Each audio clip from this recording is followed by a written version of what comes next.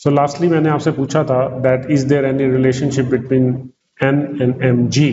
So the answer is no, there is no relationship between N and M G.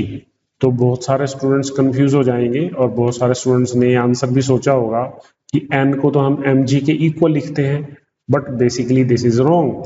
तो इसके लिए आपको free body diagram की पूरी समझ होनी चाहिए। देखें कैसे। सबसे पहले हम यहाँ पे जो सरफेस है, सपोर्टिंग सरफेस, उसको भी बनाएंगे। तो इस सपोर्टिंग सरफेस ने क्या किया हुआ है, इस मास को सपोर्ट किया हुआ है, इस मास को सपोर्ट किया है, और ये मास इस सरफेस के ऊपर फोर्स लगा रहा है क्योंकि ऑब्स्ट्रक्ट कर रहा है इसको नीचे गिरने से।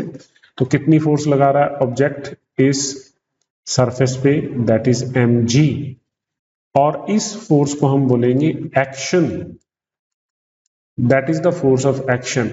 And in lieu of this action, इस सरफेस को इस सरफेस ने नॉर्मल रिएक्शन इस बॉक्स को दिया है। एक्चुअल में इस फोर्स का और इस फोर्स का रिलेशन है, राइट?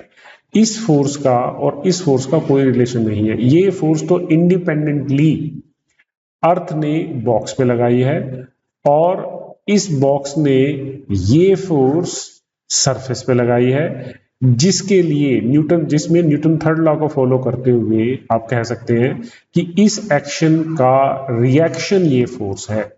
क्लियर? तो अगर आप ध्यान से देखें, Newton third law of motion के अंदर क्या स्टेटमेंट थी? The force of action and reaction are equal and opposite, they are equal in magnitude, opposite in direction, but they act on different bodies. तो ये n इस block पे लग रहा है और mg इस सरफेस पे लग रहा है। क्लियर? अगर आप ये सोच रहे थे कि ये n और mg एक हैं, तो यहां गलती है, क्योंकि एक्शन रिएक्शन फोर्सेस अलग अलग बॉडीज पे लगते हैं। आप इस mg को और इस n को एक्शन रिएक्शन पेयर नहीं कह सकते।